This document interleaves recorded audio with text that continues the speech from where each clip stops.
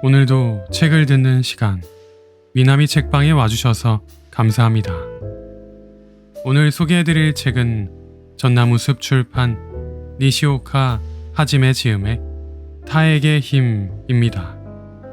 지금부터 이 책의 내용 중 활성산소와 관련된 내용을 들려드리겠습니다.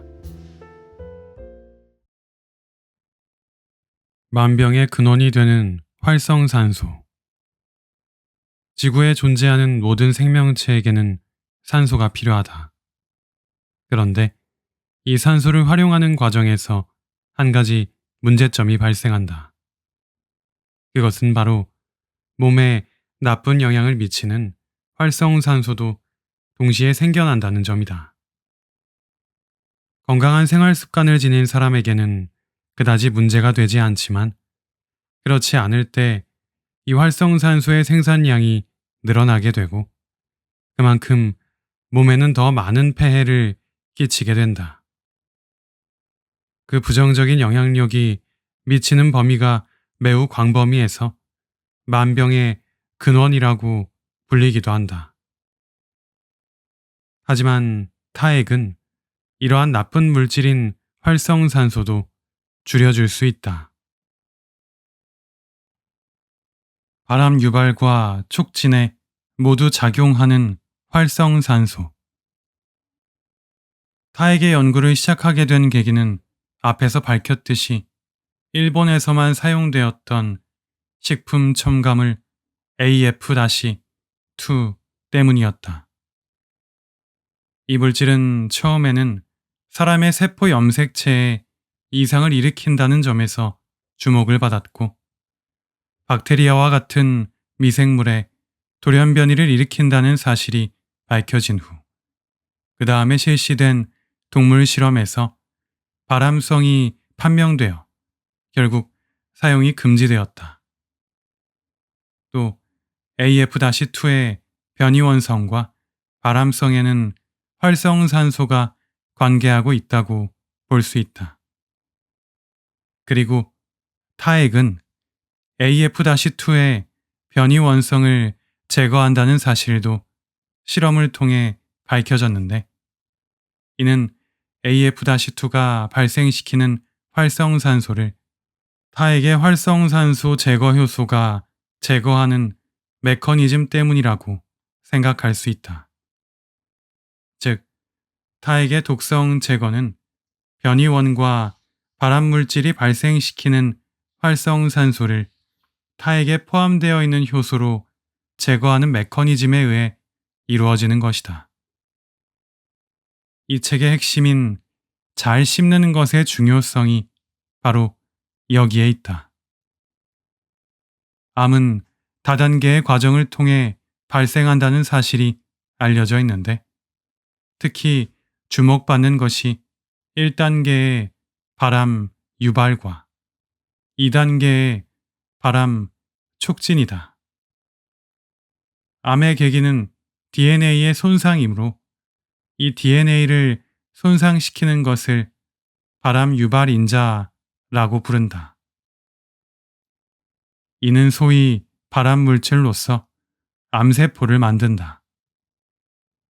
그러나 암세포가 생긴다고 해서 곧바로 암이 되는 것은 아니다. 검사에서 발견할 수 있도록 암세포가 어느 정도 크기의 암덩어리가 되기 위해서는 한 개의 암세포가 생기고 나서 10년 이상의 오랜 시간이 필요하다. 이 오랜 기간에 작용하는 것이 발암 촉진 인자이다. 이 발암 촉진 인자로는 다수의 물질들이 알려져 있다. 그리고 담배 연기와 같은 발암 촉진 인자들도 활성산소를 발생시킨다는 사실이 밝혀졌다. 그래서 활성산소는 암을 유발하는 동시에 촉진하는 작용을 한다고 할 수 있다. 이런 점에서도 암 예방이란 결국 활성산소의 공격으로부터 방어하는 것이라고 할 수 있다. 그리고 특히 입을 통해 섭취되는 바람 유발 인자와 바람 촉진 인자에 대해 타액은 유력한 방어 수단이 된다. 이 무기를 적극적으로 활용하기 위해서는 음식물을 잘 씹어 먹어야 한다는 사실을 명심하자. 타액의 힘과 활성산소 방어법. 앞에서 활성산소가 우리의 건강을 좌우한다는 사실을 알게 되었다. 그러나 우리를 둘러싼 주변 환경에는 이렇듯 유해한 활성산소를 발생시키는 요인이 너무 많다는 것이 문제다. 이러한 활성산소의 폐해를 막을 수 있는 적절한 방어법은 없는 것일까? 타액이 활성산소를 제거한다는 점이 알려졌으므로 음식물을 잘 씹어 먹는 일은 가장 간단하고도 효과적인 방어법이라 할 수 있다. 타액을 비롯해 활성산소 방어법에 대해 살펴보자. 활성산소를 피하는 3가지 원칙을 지켜라. 미용이나 건강을 위해서는 무엇보다 활성산소로부터 몸을 보호해야 한다. 이를 위해서는 다음과 같은 대책이 필요하다. 1. 활성산소 발생 원인이 되는 식품을 최대한 피한다. 2. 잘 씹어 타액의 힘으로 활성산소를 제거한다. 3. 그래도 발생하는 활성산소를 제거하기 위한 식생활을 한다. 1은 활성산소가 발생할 가능성이 있는 식품 첨가물이나 농약이 사용된 식품을 되도록이면 삼간다는 뜻이다. 1991년부터 일본에서는 일부의 예외적인 경우를 제외하고는 식품 첨가물을 모두 표시하도록 개정했다. 그러므로 이들 정보를 적극 활용해야 한다. 안전성에 관한 정보는 마음만 먹으면 쉽게 입수할 수 있다. 과거 포스터 크기의 식품 첨가물 독성 일람표를 작성한 적이 있다. 식품 첨가물을 그룹별로 묶어 반드시 피해야 할 것, 되도록 먹지 말 것, 걱정하지 않아도 괜찮은 것 등 3그룹으로 분류했다. 반드시 피해야 할 것은 발암성이 있거나 발암성이 의심스러운 물질들이고, 되도록 먹지 말 것은 알레르기의 원인이 될 가능성이 있다고 알려진 물질들이며, 걱정하지 않아도 괜찮은 것은 이와 같은 독성이 알려지지 않은 물질들이다. 반드시 피해야 할 것과 되도록 먹지 말 것, 이 그룹에 속하는 물질들은 활성산소를 발생시키는 물질들이 많다. 식품에 기재되어 있는 식품 첨가물 표시와 식품 첨가물 독성 일람표를 대조해 본다면 식품 첨가물의 안전성을 쉽게 알아볼 수 있다. 우리나라의 식품 첨가물에 대한 규정과 정보는 보건복지부 산하 식품의약품안전청 홈페이지를 방문하면 된다. 이 일람표는 일반인, 즉 식품을 사 먹는 소비자들에게 식품 첨가물에 대한 관심을 높여주었다. 다음으로 필자는 농약 독성 일람표도 작성한 적이 있다. 그러나 농약의 경우 슈퍼마켓에 진열되어 있는 채소와 과일 등에는 사용된 농약명이 표시되어 있지 않으므로 파악하기가 어렵다. 농약에는 잔류 기준이 정해져 있는데, 이는 유엔 식량농업기구와 세계보건기구, 유엔 합동 잔류 농약 전문가 회의가 정한 1일 허용 섭취량에 의해 정해진 수치다. 그러나 일본에서는 등록된 452종류의 농약 중에 26종류에 대해서만 잔류 기준이 정해져 있을 뿐이다. 이런 까닭으로 슈퍼마켓 등에서 판매되는 농산물을 무조건 안전하다고 믿을 수 없는 것이 현실이다. 과거에는 농산물에 농약의 잔류 기준 위반이 적발되는 사례가 있었으나 최근 들어서는 이러한 위반 사례는 적어지고 그 대신 중국 등으로부터 수입된 농산물에서 잔류 기준 위반 사건이 빈번하게 발생해 문제가 되고 있다. 이런 불안을 해소하기 위해서는 일부 농가에서 생산하고 있는 유기농 채소를 사 먹으면 되지만 이를 위해서는 많은 시간과 비용을 들여야 한다. 건강하고 윤택한 인생을 보내기 위해서는 결국 음식에 큰 관심을 가져야 한다. 무첨과 무농약의 음식물을 먹는 것만이 유일무이한 조건이라고 생각하지는 않지만 먹는 것에 대한 관심을 높이는 것만으로도 식품 첨가물이나 농약의 섭취량을 크게 줄일 수 있다. 그러면 활성산소의 발생 역시 크게 억제할 수 있게 된다. 또한 공기 중에 오염물질이 많다면 호흡을 통해 우리들의 몸속에 활성산소를 발생시키는 물질이 들어오게 된다.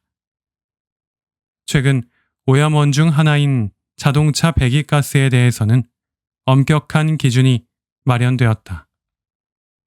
그러나 그렇게 해서 자동차 한 대 한 대의 배기가스에 포함되어 있는 유해 물질을 줄인다고 해도 교통량이 증가한다면 대기 오염은 결코 해소될 수 없을 것이다. 일과 생활의 필수품, 편리함이라는 측면이 있지만 자신이 운전하는 자동차도 활성산소의 발생 원이라는 점을 결코 잊어서는 안 된다. 최근 배기가스를 전혀 배출하지 않는 전기 자동차가 개발되어 친환경 자동차로 주목받고 있다. 이들 자동차를 구입할 때에는 세금 면에서도 우대를 받는다. 또한 미래의 무공해 에너지로 수소가스가 주목을 받고 있다. 수소가스로 달리는 자동차는 유해한 배기가스를 전혀 배출하지 않는다고 한다. 배기가스가 제로가 된다면 공기는 얼마나 깨끗해질까? 그렇게 되면 활성산소의 발생원도 크게 억제될 것이다. 최근 들어 농약, 산업 폐기물의 불법 투기, 공업 폐수 등이 상수원을 오염시키고 있다는 사실이 지적되고 있는데 수돗물에 대해서는 보다 엄중한 규제가 필요하다. 수돗물에는 여러 가지 물질이 용해되어 있는데 그중 하나가 트리할로메탄이다. 트리할로메탄은 유기물이 용해된 수도 원수를 정수장에서 염소 살균할 때 발생한다. 이 트리할로메탄도 활성산소를 발생시키는 물질이다. 특정한 물질이 얼마 이상 함유되어서는 안 된다는 기준치가 마련되어 있다. 그 기준치는 평생 계속 마셔도 이상이 없을 것이라고 생각되는 수치를 기준으로 정해졌지만 기준치 이하라고 해도 국민 전체가 일정량의 트리할로메탄을 수돗물을 통해 계속 섭취하고 있다는 사실은 결코 바람직하지 않다. 트리할로메탄은 가열에 의해 간단하게 증발되는 성질이 있으므로 3분간 증발시키고 나서 마시거나 정수기를 사용한다면 어느 정도는 제거할 수 있다. 그러므로 각 가정에서는 이런 점에 주의를 기울여 수돗물을 마시기 바란다. 그리고 좀 더 우리 주변 가까이에 있는 활성산소의 발생원으로 알려진 담배를 피우지 않는 것이다. 두 번째, 잘 씹어 타액의 힘으로 활성산소를 제거하는 것은 음식물 소화의 제1관문인 입속에서 타액의 독성 제거 작용이 제대로 이루어질 수 있도록 음식물을 잘 씹어 먹는 것을 말한다. 지금까지 소개한 것처럼 필자의 연구를 통해 타액이 활성산소를 제거하는 아주 중요한 역할을 한다는 사실이 밝혀졌다. 음식물이 입에서 식도로 들어가면 자신의 의지로는 어떻게 할 수 없게 되고 뒷일은 소화기관에 맡길 수밖에 없다. 그러나 음식물이 입속에 있는 한 잘 씹어 먹겠다는 자신의 의지를 발휘할 수 있다. 그러면 타액에 포함되어 있는 페록시다 아제라는 소독 효소가 발암물질과 독성물질에서 발생하는 활성산소를 제거해 주므로 잘 씹어 먹는다면 생활습관병이나 암 등의 병에 쉽게 걸리지 않게 된다. 그러나 담배나 대기오염 물질, 수돗물의 유해물질에 대해서는 잘 씹는 습관도 별 도움이 되지 않는 것 같다. 그러나 잘 씹는 습관에 의해 타액의 분비가 늘 활성화되어 있다면 타액의 힘을 충분히 활용할 수 있을 것이다. 세 번째인 활성산소를 제거하기 위한 식생활은 바로 항산화성 음식물을 적극적으로 섭취하라는 것이다. 연구 결과 신선한 채소나 과일 대부분이 활성산소를 제거하는 힘을 가지고 있다는 사실을 확인할 수 있었다. 특히 과일은 매일 섭취하는 것이 좋다. 게다가 종류도 다양하며 계절에 맞게 여러 가지를 맛보는 즐거움도 느끼기에도 알맞다. 그 중에서도 귤, 오렌지 등의 감귤류는 항산화성이 높을 뿐 아니라 손쉽게 구할 수 있다는 이점도 있다. 활성산소의 공격에 노출되는 것은 인간만이 아니다. 식물도 자외선을 받으면 활성산소가 발생한다. 이에 대한 방어수단으로서 식물이 생성하는 성분 중 하나가 색소이다. 그 중에서도 검은색을 띠게 하는 색소 중 하나인 안토시아닌은 강한 항산화 작용을 가진 것으로 알려져 있다. 검은색뿐 아니라 녹황색 채소의 대부분에 함유되어 있는 베타카로틴, 토마토나 수박 등의 붉은색을 띠게 하는 라이코펜 등 식물 색소에는 항산화 작용을 가진 것이 많다. 그리고 연어와 연어알, 새우, 게 등의 어패류에 포함된 붉은 색소인 아스타크산틴에도 높은 항산화력이 있다는 사실이 밝혀졌다. 이처럼 다양한 색깔의 음식으로 차려진 식탁은 먹음직스러울 뿐만 아니라 몸의 산화를 방지해 줄 것이다. 활성산소를 억제하는 항산화 물질을 섭취하라. 철과 같은 금속이 공기 중의 산소에 의해 산화되어 녹이 스는 것처럼 지질을 산화시켜 생기는 과산화 지질은 이런 상태와 아주 흡사하기 때문에 몸에 피어난 곰팡이로 비유할 수 있다. 공기를 호흡해 산소를 이용하는 한 사람의 생체 내에는 과산화 지질이 생기게 되고 이는 많은 생활습관병의 원인이 된다고 보고 있다. 이들에 대해서는 각각 항산화 물질이 효과적으로 작용한다. 그러나 카로티노이드, 아스코르브산, 토코페롤, 플라보노이드와 같은 항산화 물질은 우리 몸에서는 만들어지지 않으므로 식품을 통해 섭취해야 한다. 그렇다면 매일 섭취하는 음식물 중에서 활성산소나 과산화 지질을 제거하는 항산화 물질을 함유하고 있는 것은 무엇일까? 항산화성이 있다고 알려진 채소와 과일은 브로콜리, 시금치, 당근, 레몬, 자몽, 감귤, 오렌지, 아세로라 등이 있다. 이들 식품 가운데는 신선할 때는 그 제거 능력이 높지만 약 일주일 정도 경과하면 그 제거 능력이 50% 이하로 떨어지는 것이 있다.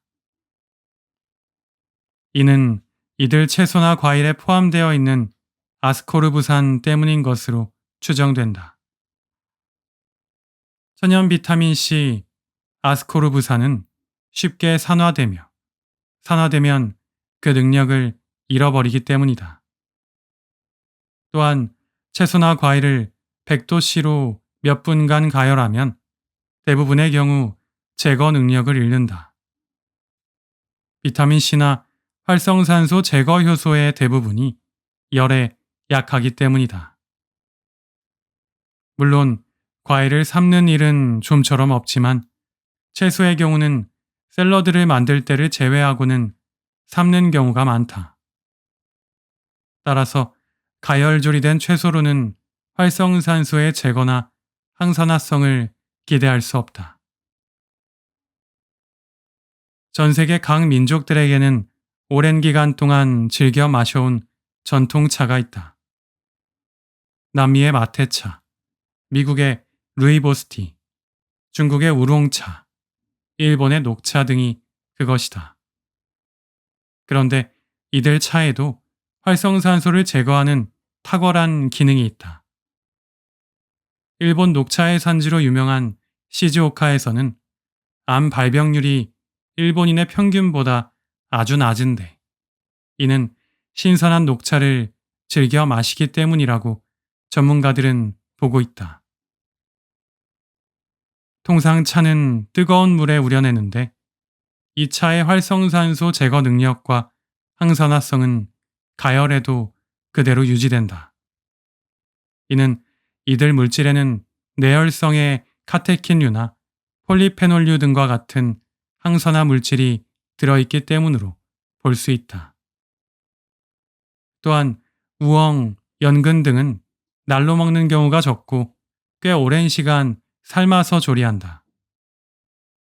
필자의 연구에서 이들 뿌리 채소는 가열에도 활성산소 제거 능력이 감소되지 않는다는 사실을 알게 되었는데 그 이유는 우엉이나 연근에는 열에 강한 페록시다 아제가 많이 함유되어 있기 때문이라고 생각하고 있다. 이처럼 세포 내의 활성산소를 제거하거나 그 생성을 억제하는 것으로 보이는 항산화성 물질로는 비타민류, 카테킨류, 폴리페놀류 등을 꼽을 수 있으며 이들을 많이 섭취하는 것이 암이나 생활습관병을 예방하고 건강을 유지하기 위해서 필요하다. 이 때문에 채소와 과일에 함유되어 있는 비타민, 카테킨, 폴리페놀 등을 포함한 성분을 진액으로 추출해 건강보조식품으로 많이 판매하게 되었다. 원칙적으로는 싱싱한 채소와 과일을 많이 섭취하는 것이 바람직하지만 매일 충분하게 먹는다는 것이 말처럼 쉽지만은 않다. 상황이 이런 만큼 채소나 과일의 유효 성분의 진액을 캡슐이나 정제로 만들어 손쉽게 보강하는 방법이 일반화되어 있다. 일본 후생노동성도 이들을 특정 보건용 식품으로 허가하고 있다.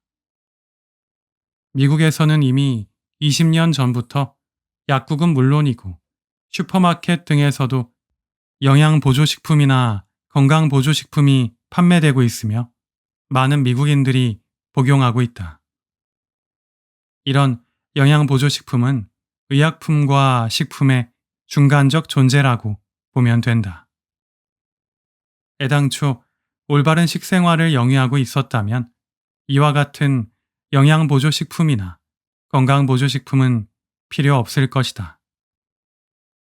하지만 항산화성이 있는 채소나 과일을 매일 대량으로 먹는 것이 그리 간단하지 않기 때문에 이런 특정 보건용 식품들이 범람하게 된 듯하다. 지금까지 타액의 힘의 일부 내용을 들어보셨습니다. 이 책에 따르면 활성산소는 인간이 산소를 이용해 살아가며 어쩔 수 없이 생기는 것입니다. 그런데 문제는 활성산소가 우리가 겪는 많은 질병의 원인이 된다는 점입니다. 그리고 이 책에서는 활성산소를 막고 질병을 예방할 수 있는 가장 쉽고 좋은 방법으로 잘 씹으면서 생겨나는 타액의 힘을 꼽고 있습니다.